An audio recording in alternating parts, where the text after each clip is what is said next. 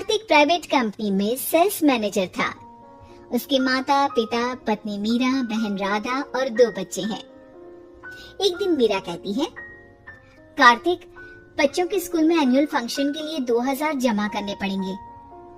अरे अभी कुछ दिन पहले ही तो 10,000 जमा किए थे ना। हाँ, वो तो फीस और प्रोजेक्ट के पैसे जमा किए थे।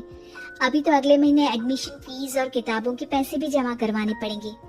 40 से 50 हजार का खर्चा है। मीरा, इतनी तो सैलरी भी नहीं है मेरी, ऐसे कैसे काम चलेगा? तो मैं क्या करूं? बच्चे को सरकारी स्कूल में डाल दूं? मीरा, तुम जानती हो ना, मैं मुश्किल से 35 से 40 हजार ही कमा पाता हूँ। इस घर के खर्चे दिन ब दिन बढ़ते जा रहे हैं, थोड़ा कंट्रोल करो ना। क्या खाना और कपड़े पहनना भी बंद कर दूं? मैं ऐसा नहीं कह रहा हूँ मीरा। तुम जानती हो राधा का भी पोस्ट ग्रेजुएशन पूरा होने वाला है। घर के खर्चों के साथ उसकी शादी की जिम्मेदारी भी उठानी है। मेरे बच्चों की पढ़ाई से ज्यादा इम्पोर्टेंट राधा की शादी है, तो करो जो मन में आए। मैं बोझ लगती हूँ तो मैं बच्चों के साथ अपने मायके चली जाती हूँ। तुम्हारी सारी मुसीबतें ही खत्म हो जाएगी। मीरा, मुझसे बहस मत करो। सुबह सुबह ऑफिस जाने के टाइम पर ही कलेश करके दिन मत खराब करो। इतना बोलकर कार्तिक वहाँ से चला जाता है। तभी, कार्तिक बेटा, ऑफिस जा रहे हो? मेरी दवाइयाँ लेते आना। और बेटा, बिजली का भी बिल 2 महीने से जमा नहीं हुआ, इसे भी आज जमा करवा देना। जी पिताजी, लाइए बिजली का बिल। 4600 रुपए बिजली का बिल आया है। माँ, मीरा, राधा, कितना ज्यादा बिल आया है। भैया, ये 2 महीने का बिल है और मैं तो सिर्फ फोन चार्ज करती हूँ। अरे बेटा, मैं तो गीजर से पानी गर्म करने के अलावा मेरे कमरे में एक पंखा और एक लाइट ही तो जलते हैं। मीरा, तो फिर इतना बिल कैसे आया? हाँ, सारा इल्जाम मेरे पर ही लगा दो ना। भाभी, आप भी तो एसी चलाती हो, उससे भी बिजली का बिल बहुत ज्यादा आता है ना। एसी मेरे मायके से आई है और वो भी अब सबकी आंखों में खटकने लगी है। मीरा, अपना मुंह बंद करो और आज के बाद तुम एसी नहीं चलाओगी। माँ, आप भी अपना पानी धूप में गर्म करके नहाया करो। कार्तिक ये कहकर घर से ऑफिस के लिए निकल गया। घर से कुछ आगे जाते ही उसकी गाड़ी पंचर हो गई। कार्तिक को पंचर बनवाकर ऑफिस पहुंचने में लेट हो गया।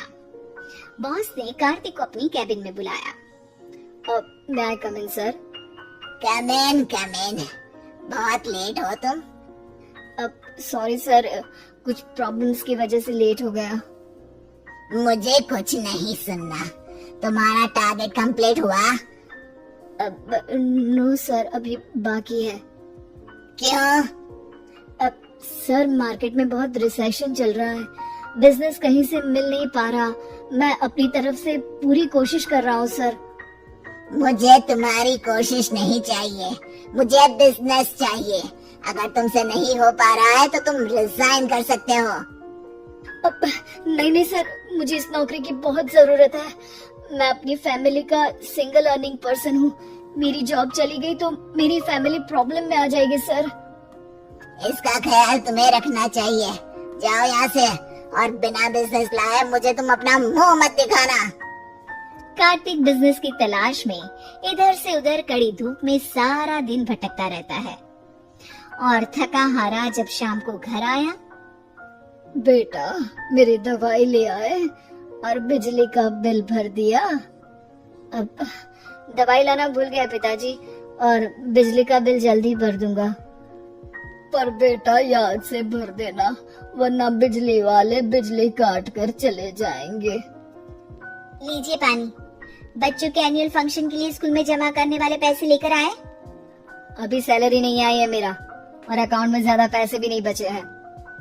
तो क्या बच्चों को स्कूल भेजना बंद कर दूं? बच्चे अगर इस साल एनुअल फंक्शन नहीं अटेंड करेंगे तो कोई पहाड़ नहीं टूट पड़ेगा।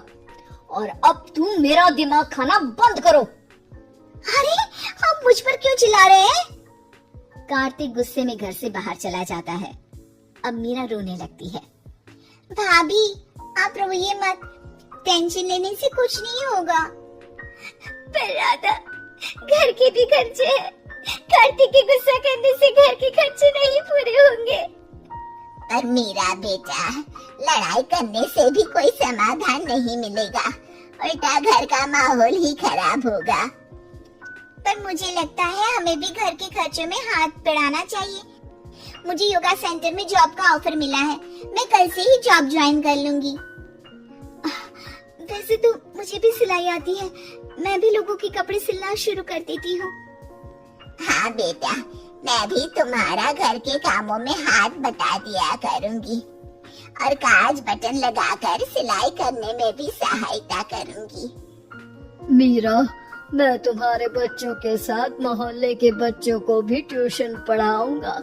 इसी बहाने मेरा टाइम पास भी हो जाएगा।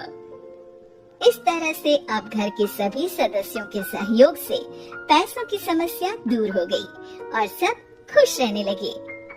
इस